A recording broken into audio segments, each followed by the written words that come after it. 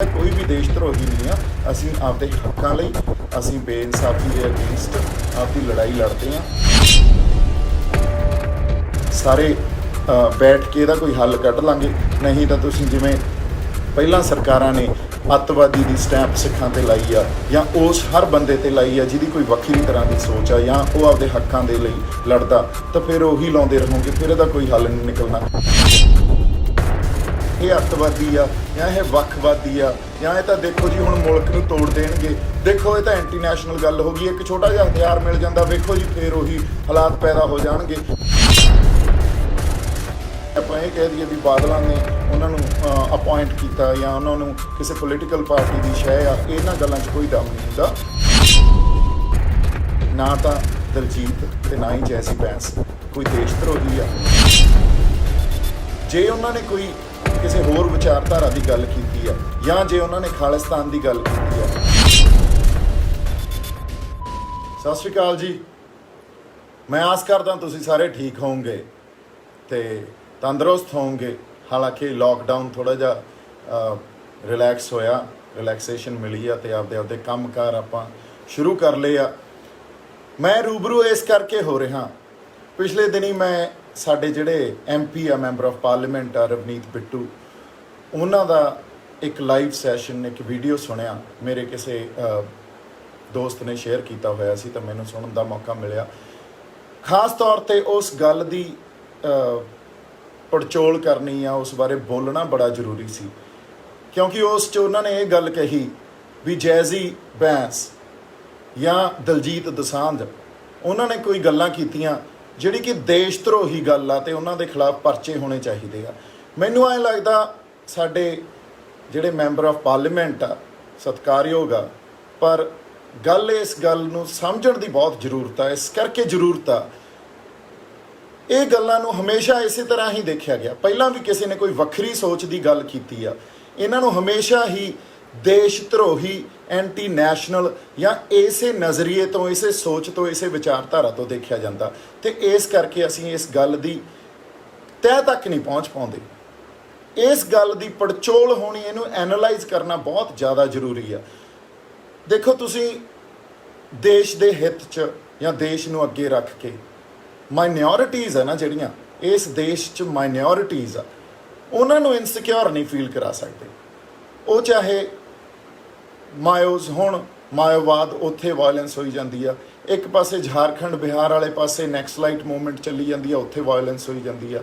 ਇੱਕ ਪਾਸੇ ਪੰਜਾਬ 'ਚ ਇੱਕ ਬਹੁਤ ਵੱਡੀ ਜਨਸੰਖਿਆ ਜਾਂ ਇੱਕ ਬਹੁਤ ਵੱਡਾ ਵਰਗ ਆ ਜਿਨ੍ਹਾਂ ਨੂੰ ਇਹ ਲੱਗਦਾ ਵੀ ਸਾਡੇ ਨਾਲ ਧੱਕਾ ਕੀਤਾ ਜਾਂਦਾ ਜਾਂ ਸਾਡੇ ਨਾਲ ਬੇਇਨਸਾਫੀ ਹੁੰਦੀ ਆ। ਹੁਣ ਜਿਹੜੇ ਹਾਲਾਤ ਜਾਂ ਕੋਈ ਸਮੱਸਿਆ ਪੈਦਾ ਹੁੰਦੀ ਆ ਨਾ, ਉਹ ਕਿਸੇ ਹਾਲਾਤ ਦੇ ਚੱਲਦੇ ਕੋਈ ਸਮੱਸਿਆ ਪੈਦਾ ਹੁੰਦੀ ਆ ਤੇ ਉਹ ਹਾਲਾਤ ਜਦੋਂ ਬਣਦੇ ਆ ਉਹਦੇ 'ਚ ਮੇਨਲੀ ਕਿਸੇ ਨਾ ਕਿਸੇ ਢੰਗ 'ਚ ਬੇਇਨਸਾਫੀ ਕੀਤੀ ਜਾਂਦੀ ਆ ਉਸ ਮਾਈਨੋਰਿਟੀ ਨਾਲ, ਉਸ ਵਰਗ ਨਾਲ। ਤੇ ਉਸ ਬੇਇਨਸਾਫੀ ਨੂੰ ਡੈਫੀਨੇਟਲੀ ਜੇ ਬੇਇਨਸਾਫੀ ਹੋਊਗੀ ਤਾਂ ਉੱਥੇ ਤਣਾਅ ਵੀ ਪੈਦਾ ਹੋਊਗਾ ਤੇ ਟਕਰਾਅ ਵੀ ਪੈਦਾ ਹੋਊਗਾ।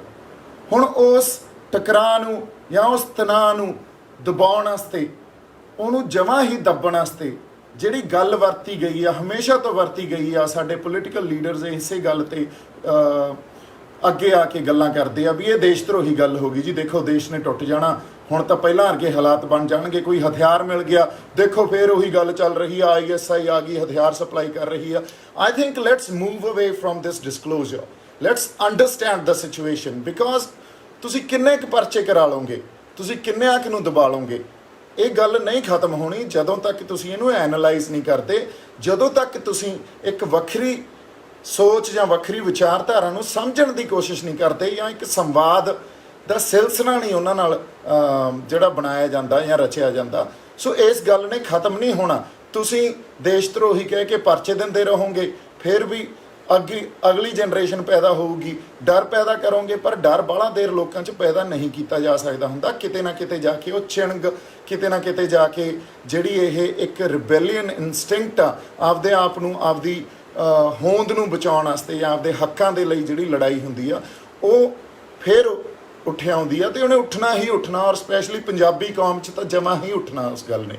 ਸੋ ਮੈਂ ਇਹ ਗੱਲ ਕਹਿਣੀ ਚਾਹੁੰਦਾ ਸੀ ਵੀ ਸਾਡੀਆਂ ਸਮੱਸਿਆਵਾਂ, ਸਾਡੇ ਪੰਜਾਬ ਦੀਆਂ ਸਮੱਸਿਆਵਾਂ, ਸਾਡੀ ਕੌਮ ਦੀਆਂ ਸਮੱਸਿਆਵਾਂ, ਪੰਜਾਬੀਆਂ ਦੀਆਂ ਸਮੱਸਿਆਵਾਂ, ਉਹ ਕਿਸੇ ਹਾਲਾਤ ਦੇ ਕਰਕੇ ਪੈਦਾ ਹੋਈਆਂ। ਹੁਣ ਜਿਹੜੇ ਉਹ ਹਾਲਾਤ ਆ ਉਹਦੇ 'ਚ ਸਾਡੇ ਨਾਲ ਬੇਇਨਸਾਫੀਆਂ ਹੋਈਆਂ। ਬੇਇਨਸਾਫੀਆਂ ਨੂੰ ਤੁਸੀਂ ਡਾਇਗਨੋਸ ਤਾਂ ਕਰੋ, ਐਨਾਲਾਈਜ਼ ਤਾਂ ਕਰੋ।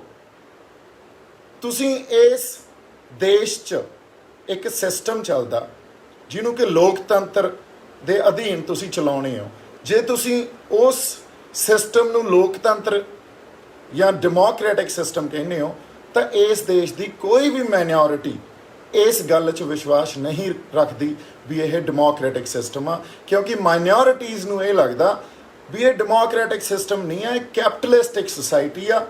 ਇੱਥੇ ਕੁਛ ਕੁ ਚੁਣਿੰਦਾ ਜਿਹੜੇ ਲੋਕ ਆ ਇਸ ਦੇਸ਼ ਦੇ, ਇੱਕ ਕੈਪੀਟਲਿਸਟਿਕ ਲੋਕ ਆ ਜਿਨ੍ਹਾਂ ਕੋਲੇ ਜਿਹੜੇ ਪੂੰਜੀ ਬਹੁਤ ਜ਼ਿਆਦਾ, ਉਹਨਾਂ ਕੋਲੇ ਪੂੰਜੀਵਾਦ ਆ। ਸੋ ਉਹ ਆਪਦੇ ਢੰਗ ਨਾਲ, ਚਾਹੇ ਕੌਨਸਟੀਟਿਊਸ਼ਨ ਹੋਵੇ, ਚਾਹੇ ਕੋਈ ਪੋਲੀਟੀਕਲ ਪਾਰਟੀ ਹੋਵੇ, ਉੱਥੇ ਜਿਹੜੀਆਂ ਪਾਲਿਸੀਜ਼ ਬਣਦੀਆਂ ਉਹਨਾਂ ਨੂੰ ਇਨਫਲੂਐਂਸ ਕਰਦੇ ਆ ਅਤੇ ਸਾਰਾ ਸਿਸਟਮ ਜਾਂ ਸਾਰਾ ਜਿਹੜਾ ਵਰਤਾਰਾ ਉਸ ਅਕੋਰਡਿੰਗਲੀ ਉਹਨਾਂ ਦੇ ਇੰਟਰਸਟ 'ਚ, ਉਹਨਾਂ ਦੇ ਹਿੱਤਾਂ 'ਚ ਰਨ ਕਰਦਾ। ਕਿਉਂਕਿ ਜੇ ਇਹ ਲੋਕਤੰਤਰਿਕ ਹੁੰਦਾ ਤਾਂ ਕੋਈ ਵੀ ਮਾਈਨੋਰਿਟੀ ਨੇ ਕਦੇ ਇਨਸਿਕਿਉਰ ਫੀਲ ਕਰਨਾ ਹੀ ਨਹੀਂ ਸੀ। ਚਾਰੇ ਪਾਸੇ ਜਿੱਥੇ ਜਿੱਥੇ ਕੋਈ ਮਾਈਨੋਰਿਟੀ ਬੈਠੀ ਹੈ, ਤੁਹਾਨੂੰ ਐਗਜ਼ਾਮਪਲਸ ਤੁਹਾਡੇ ਸਾਹਮਣੇ ਆ, ਉਹ ਇਨਸਿਕਿਉਰ ਫੀਲ ਇਸੇ ਕਰਕੇ ਕਰਦੇ ਆ ਕਿਉਂਕਿ ਉਹਨਾਂ ਨੂੰ ਲੱਗਦਾ ਉਹਨਾਂ ਦੇ ਹਿੱਤਾਂ ਦੀ ਗੱਲ ਨਹੀਂ ਕੀਤੀ ਜਾਂਦੀ। ਸੋ ਜਦੋਂ ਤੁਸੀਂ ਕਿਸੇ ਮਾਈਨੋਰਿਟੀ ਨੂੰ, ਜਦੋਂ ਤੁਸੀਂ ਵਿਲੱਖਣਤਾ ਦੀ ਗੱਲ ਕਰਦੇ ਹੋ, ਜਦੋਂ ਤੁਸੀਂ ਡਾਇਵਰਸਿਟੀ ਦੀ ਗੱਲ ਕਰਦੇ ਹੋ, ਜੇ ਕਲਚਰਲ ਡਾਇਵਰਸਿਟੀ ਨੂੰ ਐਕਸੈਪਟ ਨਹੀਂ ਕਰੋਗੇ, ਉਸ ਕਲਚਰਲ ਡਾਇਵਰਸਿਟੀ ਨੂੰ ਤੁਸੀਂ ਅਸਿਮੀਲੇਟ ਕਰਕੇ ਉਸੇ ਸਿਸਟਮ 'ਚ, ਉਸੇ ਵਰਤਾਰੇ 'ਚ ਮਿਲਾਉਣ ਦੀ ਕੋਸ਼ਿਸ਼ ਕਰੋਗੇ ਤਾਂ ਲੋਕ ਉੱਠਣਗੇ। ਲੋਕਾਂ ਨੇ ਆਪਦੀ ਆਵਾਜ਼ ਵੀ ਉਠਾਉਣੀ ਆ ਤੇ ਸਾਨੂੰ ਇਹ ਗੱਲ ਸਾਡੇ ਇਤਿਹਾਸ ਤੋਂ ਹੁਣ ਤੱਕ ਮਿਲਦੀ ਆਈ ਆ ਤੇ ਇਹਨੂੰ ਸਮਝਣ ਦੀ ਬਹੁਤ ਜ਼ਿਆਦਾ ਜ਼ਰੂਰਤ ਆ। ਇਹ ਗੱਲ ਤੁਸੀਂ ਦੇਖੋ, ਸਾਡੇ ਦੇਸ਼ 'ਚ ਨੈਸ਼ਨਲ ਲੈਵਲ 'ਤੇ ਦੋ ਪਾਰਟੀਜ਼ ਆ, ਇੱਕ ਆ ਕਾਂਗਰਸ, ਇੱਕ ਆ ਬੀਜੇਪੀ। ਇੱਕ ਜਿਹੜੀ ਕਾਂਗਰਸ ਆ ਉਹ ਇਸ ਦੇਸ਼ ਦੀ ਮੈਜੋਰਿਟੀ ਨੂੰ ਰਿਪਰੈਜ਼ੈਂਟ ਕਰਦੀ ਆ, ਉਸ ਮੈਜੋਰਿਟੀ ਨੂੰ ਰਿਪਰੈਜ਼ੈਂਟ ਕਰਦੀ ਆ ਜਿਹਨੂੰ ਸੈਕੂਲਰ ਹਿੰਦੂਵਾਦ ਕਿਹਾ ਜਾ ਸਕਦਾ। ਉਹ ਥੋੜ੍ਹੇ ਸੈਕੂਲਰ ਲੋਕ ਆ, ਉਹਨਾਂ ਨੂੰ ਐਂ ਲੱਗਦਾ ਵੀ ਇੰਨਾ ਧੱਕਾ ਨਾ ਕਰੋ, ਕੋਈ ਨਹੀਂ ਆਪਾਂ ਆਰਾਮ ਨਾਲ ਚੱਲੋ। ਪਰ ਉਹਨਾਂ ਦੀ ਜਿਹੜੀ ਵਿਚਾਰਧਾਰਾ ਉਹ ਉਸੇ ਮੈਜੋਰਿਟੀ ਨੂੰ ਹੀ ਰਿਪਰੈਜ਼ੈਂਟ ਕਰਦੀ ਆ। ਮੈਜੋਰਿਟੀ ਇਸ ਦੇਸ਼ 'ਚ ਹਿੰਦੂ ਜਮਾਤ ਆ ਜਿਹੜੀ, ਉਸ ਦੀ ਆ। ਅਸੀਂ ਇਹ ਮੰਨਦੇ ਹਾਂ ਉਹ ਸਾਡੇ ਭਰਾ ਹੀ ਆ, ਅਸੀਂ ਕਦੇ ਵੱਖਵਾਦ ਦੀ ਗੱਲ ਨਹੀਂ ਕਰ ਰਹੇ। ਪਰ ਇਨ ਦੀ ਐਂਡ ਆਫ ਦਾ ਡੇ ਜਿਹੜੀ ਪੂੰਜੀਵਾਦੀਆਂ ਕੈਪੀਟਲਿਸਟਿਕ ਸੁਸਾਇਟੀ ਦੀ ਜਾਂ ਇੱਕ ਪਰਿਵਾਰਵਾਦ ਦੀ ਗੱਲ ਕਰਦੇ ਆ, ਉਹ ਸਾਨੂੰ ਸਾਰਿਆਂ ਨੂੰ ਪਤਾ ਜਿਹੜੀ ਕਾਂਗਰਸ ਪਾਰਟੀ ਆ ਉਹ ਖੜੀ ਹੀ ਇੱਕ ਫੈਮਿਲੀ ਡਾਇਨੈਸਟੀ 'ਤੇ ਆ, ਇੱਕ ਪਰਿਵਾਰਵਾਦ 'ਤੇ ਖੜੀ ਆ ਅਤੇ ਉੱਥੋਂ ਹੀ ਸਾਰਾ ਵਰਤਾਰਾ ਚੱਲਦਾ। ਔਰ ਉਹ ਜਿਹੜੀ ਫੈਮਿਲੀ ਡਾਇਨੈਸਟੀ ਆ ਉਹਨਾਂ ਨੂੰ, ਚਾਹੇ ਉਹ ਸ਼੍ਰੀਮਤੀ ਇੰਦਰਾ ਗਾਂਧੀ ਹੋਣ, ਚਾਹੇ ਰਾਜੀਵ ਗਾਂਧੀ ਹੋਣ, ਚਾਹੇ ਹੁਣ ਵਾਲਾ ਜਿਹੜੇ ਸਾਡੇ ਕਾਂਗਰਸ ਪਾਰਟੀ ਦੇ ਲੀਡਰ ਆ, ਉਹਨਾਂ ਨੂੰ ਇਹ ਲੱਗਦਾ ਵੀ ਇਹ ਇੱਕ ਸੁਪੀਰੀਅਰ ਲੋਕ ਆ, ਇਹ ਜਿਹੜੇ ਰੱਬ ਨੇ ਕੋਈ ਖਾਸ ਲੋਕ ਪੈਦਾ ਕੀਤੇ ਹੋਏ, ਇਹਨਾਂ ਦੇ ਉੱਤੇ ਕੋਈ ਸੁਪੀਰੀਅਰ ਹੋ ਨਹੀਂ ਸਕਦਾ। ਸੋ ਇਹ ਜਿਹੜਾ ਸੈਕੂਲਰ ਹਿੰਦੂਵਾਦ ਦੀ ਅਪਰੋਚ ਹੈ ਇਹ ਬਹੁਤ ਖਤਰਨਾਕ ਆ। ਮਾਈਨੋਰਿਟੀ ਇਹਦੇ ਲਈ ਬੜਾ ਇਨਸਿਕਿਉਰ ਫੀਲ ਕਰਦੀ ਹੈ ਇਸ ਵਿਚਾਰਧਾਰਾ ਤੋਂ। ਦੂਜੇ ਪਾਸੇ ਦੂਜੀ ਵਿਚਾਰਧਾਰਾ ਜਿਹੜੀ ਇੱਕ ਕੱਟੜਵਾਦ, ਇੱਕ ਹਿੰਦੂ ਰਾਸ਼ਟਰ ਦੀ ਗੱਲ ਕਰਦੇ ਆ, ਇੱਕ ਹਿੰਦੂਤਵਾ ਦੀ ਗੱਲ ਕਰਦੇ ਆ। ਹੁਣ ਉਸ ਪਾਲਿਸੀ ਜਾਂ ਉਸ ਵਿਚਾਰਧਾਰਾ 'ਚ ਵੀ ਜਾਂ ਉਸ ਫਿਲਾਸਫੀ ਤੋਂ ਵੀ ਕੋਈ ਮਾਈਨੋਰਿਟੀ ਸੇਫ ਜਾਂ ਸਿਕਿਉਰ ਫੀਲ ਨਹੀਂ ਕਰ ਰਹੀ। ਸੋ ਜੇ ਨਹੀਂ ਕਰ ਰਹੀ ਤਾਂ ਜੇ ਉਹ ਮਾਈਨੋਰਿਟੀ ਆਪਦੇ ਹੱਕਾਂ ਲਈ ਆਪਦੀ ਆਵਾਜ਼ ਉਠਾਉਂਦੀ ਆ ਜਾਂ ਬੇਇਨਸਾਫੀ ਦੇ ਅਗੇਂਸਟ ਆਵਾਜ਼ ਉਠਾਉਂਦੀ ਆ ਜਾਂ ਕੁਝ ਪਾਲਿਸੀਜ਼ ਕ੍ਰੀਏਟ ਕੀਤੀਆਂ ਜਾਂਦੀਆਂ, ਘੜ ਦਿੱਤੀਆਂ ਜਾਂਦੀਆਂ, ਉਹਦੇ ਆਵਾਜ਼ ਅਗੇਂਸਟ ਆਵਾਜ਼ ਉਠਾਉਂਦੀ ਆ, ਤਾਂ ਤੁਸੀਂ ਉਹਨੂੰ ਐਂਟੀ ਨੈਸ਼ਨਲ ਜਾਂ ਦੇਸ਼ ਧਰੋਹ ਕਹਿ ਕੇ ਉਹਨੂੰ ਦਬਾ ਦਿੰਦੇ ਹੋ। ਅਸੀਂ ਇਹ ਇੱਕ ਸੋਸ਼ਲ ਟੈਰਰ ਕ੍ਰੀਏਟ ਕੀਤਾ ਜਾਂਦਾ। ਤੁਸੀਂ ਇਹ ਦੇਖ ਲਓ, ਸੋਸ਼ਲ ਟੈਰਰ ਇਹ ਕ੍ਰੀਏਟ ਕੀਤਾ ਜਾਂਦਾ ਵੀ ਸਟੇਟ ਜਾਂ ਕੋਈ ਸਰਕਾਰ ਆ, ਕੋਈ ਵੀ ਸਰਕਾਰ ਆ, ਜਦੋਂ ਉਹ ਰਾਜ ਕਰਦੀ ਆ ਉਹ ਕਿਸੇ ਨਾ ਕਿਸੇ ਵਿਚਾਰਧਾਰਾ ਦੇ ਉੱਤੇ ਰਾਜ ਕਰਦੀ ਆ। ਉਹ ਕੋਈ ਕਦੇ ਇਹ ਨਹੀਂ ਹੁੰਦਾ ਵੀ ਸਰਕਾਰ ਬਿਨਾਂ ਵਿਚਾਰਧਾਰਾ ਤੋਂ ਰਾਜ ਕਰੇ। ਸੋ ਇਸ ਕਰਕੇ ਇਹ ਦੋ ਹੀ ਵਿਚਾਰਧਾਰਾ ਇਸ ਦੇਸ਼ 'ਚ ਹਜੇ ਤੱਕ ਜਿਹੜੀਆਂ ਨੈਸ਼ਨਲ ਲੈਵਲ 'ਤੇ ਚੱਲਦੀਆਂ। ਅਤੇ ਜਿਹੜੇ ਸਾਡੇ ਅਲੀਟ ਆ, ਚਾਹੇ ਉਹ ਸਿੱਖ ਅਲੀਟ ਹੋਣ, ਚਾਹੇ ਸਾਡੇ ਹਿੰਦੂ ਬਾਈ ਹੋਣ, ਉਹ ਇਹਨਾਂ ਵਿਚਾਰਧਾਰਾ ਨੂੰ ਆਪਦੇ ਆਪ ਨੂੰ ਅਸਿਮੀਲੇਟ ਕਰ ਲੈਂਦੇ ਆ। ਸੋ ਫਿਰ ਤੁਸੀਂ ਜਿਹੜੀ ਘੱਟ ਗਿਣਤੀ ਜਾਂ ਘੱਟ ਵਰਗ ਜਿਹੜੇ ਘੱਟ ਗਿਣਤੀ ਵਰਗ ਆ ਉਹਨਾਂ ਦੇ ਇੰਟਰਸਟ ਦੀ ਤਾਂ ਗੱਲ ਕਦੇ ਸੁਣਦੇ ਹੀ ਨਹੀਂ। ਫਿਰ ਜੇ ਨਹੀਂ ਸੁਣਦੇ ਉੱਥੇ ਤਣਾਅ ਤੇ ਟਕਰਾਅ ਪੈਦਾ ਹੁੰਦਾ। ਉਹ ਆਪਦੇ ਆਵਾਜ਼ ਜਾਂ ਹੱਕਾਂ ਲਈ ਆਪਦੀ ਆਵਾਜ਼ ਬੁਲੰਦ ਕਰਦੇ ਆ। ਉਸ ਆਵਾਜ਼ ਨੂੰ ਪਹਿਲਾਂ ਤਾਂ ਉਹਨਾਂ ਨੂੰ ਕੁਝ ਜੁਮਲੇ ਦੇ ਕੇ ਜਾਂ ਝੂਠੇ ਵਾਅਦੇ ਦੇ ਕੇ ਬੰਦ ਕਰ ਦਿੱਤਾ ਜਾਂਦਾ ਕੁਝ ਦੇਰ ਲਈ। ਪਰ ਜਦੋਂ ਥੋੜ੍ਹੀ ਦੇਰ ਬਾਅਦ ਇਹ ਪਤਾ ਲੱਗਦਾ ਵੀ ਹੁਣ ਉਹ ਝੂਠੇ ਵਾਅਦੇ ਜਾਂ ਜੁਮਲਿਆਂ ਨਾਲ ਕੰਮ ਨਹੀਂ ਚੱਲਣਾ, ਫਿਰ ਸਟੇਟ ਕੋਲੇ ਜਿਹੜੀਆਂ ਆਪਦੀਆਂ ਪਾਵਰਸ ਆ, ਆਰਮਡ ਫੋਰਸਿਸ ਆ, ਉਹਨਾਂ ਦੇ ਥਰੂ ਜ਼ੁਲਮ ਤੇ ਜ਼ਬਰ ਰਾਹੀਂ ਉਹਨਾਂ ਦੀ ਆਵਾਜ਼ ਨੂੰ ਬੰਦ ਕਰ ਦਿੱਤਾ ਜਾਂਦਾ ਤੇ ਉਹਨੂੰ ਜਸਟੀਫਾਈ ਕਰਨ ਲਈ ਵੀ ਅਸੀਂ ਜਿਹੜਾ ਇਹ ਸਾਰਾ ਹਿੰਸਾ ਦਾ ਵਰਤਾਰਾ ਕੀਤਾ ਜਾਂ ਬੰਦੇ ਮਾਰੇ ਆ, ਇਹ ਦੇਸ਼ ਧਰੋਹੀ ਸੀ, ਇਹ ਬੰਦੇ ਅੱਤਵਾਦੀ ਸੀ ਤੇ ਇਹ ਬੰਦੇ ਜਿਹੜੇ ਵਿਦਰੋਹੀ ਸੀ, ਇਹਨਾਂ ਨੂੰ ਮਾਰਨਾ ਸਾਡੇ ਦੇਸ਼ ਦੇ ਹਿੱਤ 'ਚ ਆ। ਤੇ ਉਹ ਸਟੇਟ ਜਿਹੜਾ ਜਾਂ ਉਹ ਰਾਜ ਆ ਜਾਂ ਉਦੋਂ ਸਮੇਂ ਦੀ ਸਰਕਾਰ ਆ, ਉਹ ਇਸ ਚੀਜ਼ ਨੂੰ ਜਸਟੀਫਾਈ ਦੇਸ਼ ਨੂੰ ਅੱਗੇ ਰੱਖ ਕੇ ਕਰ ਦਿੰਦੀ ਆ। ਸੋ ਤੁਸੀਂ ਆਪ ਦੇਖੋ ਇਹੀ ਗੱਲਾਂ ਚੱਲਦੀਆਂ ਆਈਆਂ। ਜੇ ਅਸੀਂ ਇਹਨਾਂ ਨੂੰ ਪ੍ਰੋਪੋਗੇਟ ਕਰਾਂਗੇ ਇਸ ਕਰਕੇ ਵੀ ਇਹ ਦੇਸ਼ ਧਰੋਹੀ ਆ ਤੇ ਇਹਨਾਂ ਗੱਲਾਂ ਤੋਂ ਸਵਾਦ ਲਵਾਂਗੇ, ਉਹਨੂੰ ਐਨਲਾਈਜ਼ ਨਹੀਂ ਕਰਾਂਗੇ, ਇਹ ਗੱਲਾਂ ਹੀ ਚੱਲਦੀਆਂ ਰਹਿਣਗੀਆਂ। ਕਦੇ ਵੀ ਅਸੀਂ ਕੋਈ ਪੀਸਫੁਲ ਗੱਲ ਜਾਂ ਸੰਵਾਦ ਵਾਲੀ ਗੱਲ ਤਾਂ ਕਰ ਹੀ ਨਹੀਂ ਸਕਾਂਗੇ ਫਿਰ। ਸੋ ਮੈਨੂੰ ਐਂ ਲੱਗਦਾ ਜਿਹੜੀ ਸਾਡੇ ਲੀਡਰ ਆ, ਜਿਹੜੇ ਸਾਡੇ ਪੋਲੀਟੀਸ਼ੀਅਨਸ ਆ, ਉਹਨਾਂ ਨੂੰ ਪਹਿਲਾਂ ਤਾਂ ਇਹ ਸਮਝਣਾ ਚਾਹੀਦਾ ਵੀ ਜਿਹੜੀ ਪੋਲੀਟਿਕਸ ਆ ਨਾ, it's not a simple mathematics. ਕਿਸੇ ਵਿਦਵਾਨ ਨੇ ਇਹ ਗੱਲ ਕਹੀ ਸੀ, politics is not a simple mathematics, it's a higher mathematics. ਔਰ ਸਪੈਸ਼ਲੀ ਇਸ ਦੇਸ਼ 'ਚ ਹਿੰਦੁਸਤਾਨ ਵਰਗੇ ਜਾਂ ਭਾਰਤ ਜਾਂ ਇਸ ਦੇਸ਼ 'ਚ ਜੇ ਚਾਹੇ ਸਿੱਖ ਹੋਣ, ਚਾਹੇ ਉਹ ਨੈਕਸਲਾਈਟਸ ਹੋਣ, ਚਾਹੇ ਉਹ ਮਾਓਵਾਦੀ ਹੋਣ, ਉਹਨਾਂ ਨੇ ਇਸ ਦੇਸ਼ ਦੇ ਇੱਕ ਸਿਸਟਮ 'ਚ ਆਪਦਾ ਇੱਕ ਟਰਸਟ, ਆਪਦਾ ਇੱਕ ਯਕੀਨ ਦਿੱਤਾ ਸੀ ਤਾਂ ਉਹਨੂੰ ਤੋੜਿਆ ਨਹੀਂ ਜਾਣਾ ਚਾਹੀਦਾ।